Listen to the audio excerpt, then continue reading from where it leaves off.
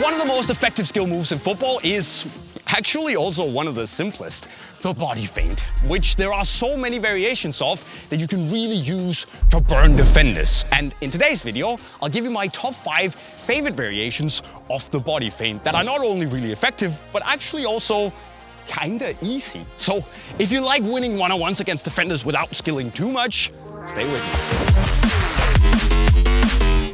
And we can start with the most obvious. I think we can call it the OG of body feints. It's of course the shoulder drop.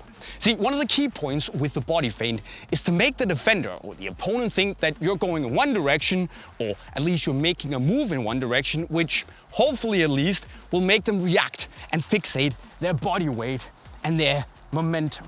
Because once they do that and their weight is on the wrong foot, it's gonna take them a little longer to recover and move after you. And that buys you that vital time and space in a match that you really want. So the deal with the body feint is that once you approach the opponent, you're gonna give them the slightest, the smallest of hints that you are going in that direction. Now, what would you do if you took a touch? You'd start dropping your shoulder, make that little hop with your knee and your plant foot, and basically touch the ball in that direction. But you're not gonna touch the ball. Instead, you just drop your shoulder, hop, then switch your body weight and take a touch in the other direction. And at speed, it looks a little something like that. But the thing with the shoulder drop is that it works best if you do it explosively. And that means that you can do it if you're running with a little bit of speed, but also actually if you're going slightly slower, because that explosive reaction is what you're looking for. Because it means that the defender will have to react if they want to stop you. If they just let you accelerate, explode past them, you're gonna be really difficult to stop, so they kinda have to match your momentum. And that's to your advantage, right? Anyways, what you can also do if you don't really see the opportunity to explode is that you can do the stutter steps, where you make like small little steps behind the ball as if you're going to take a little touch around them. And the thing is that every time you do that, the defender will have to try and match your steps, which direction you're going in. And every time, they will have to put a little bit more weight and momentum on that foot to match you. So once you've done it a few times, hopefully you will catch them wrong-footed, and then you can explode away.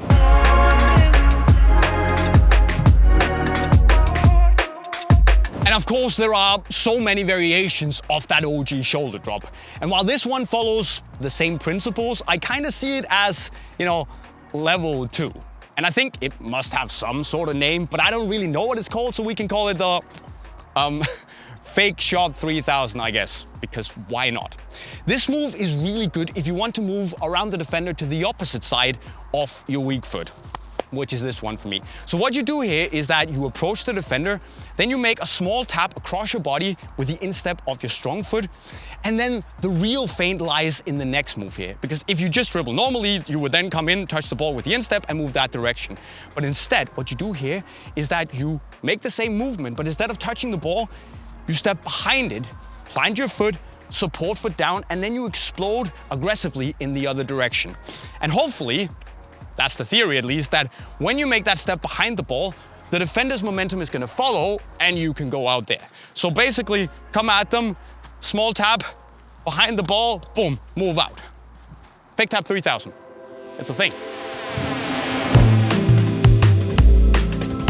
And then there is the stop and go, which is as old as both football and time itself.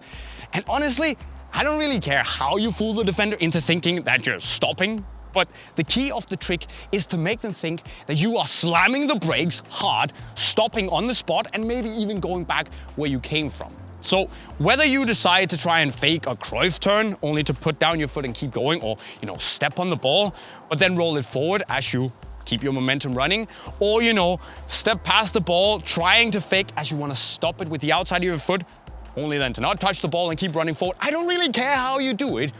The key here is that you sell the idea to the defender that he or she has to slam the brakes and stop right now if they want to stop you. Because if they don't, you're running at speed, you stop, they keep going. That's a lot of open space for you to move into. So if they think that you're stopping, they will stop. And they have absolutely no way of knowing that you're not stopping. You're moving that direction. So sell the move, please. And then you can do whatever you want. I don't care how, just sell it.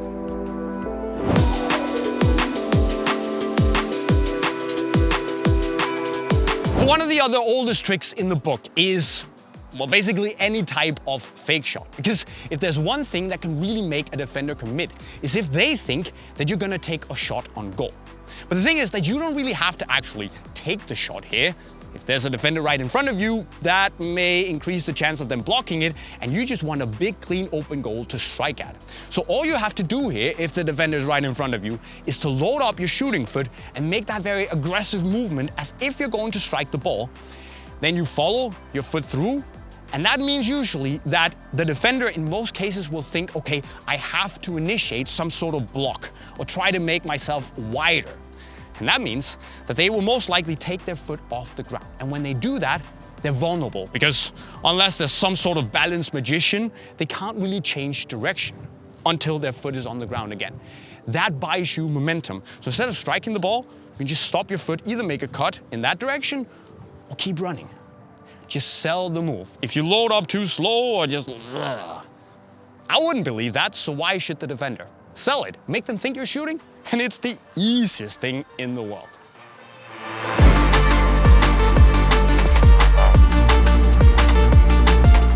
And finally, there is the fake turn, or fake turns actually, which if you're old enough to remember Eden Hazard, you'll think of this as a bit of an Eden Hazard special. Because what happened there was that he was shut down on the sideline with the defender in his back shielding the ball, trying to shake them off.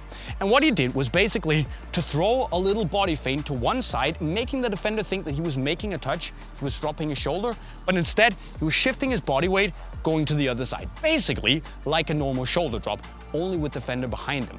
But what you can also do, let's say I want to go that direction, down towards the goal, but the defender is goal side of me. That's no good.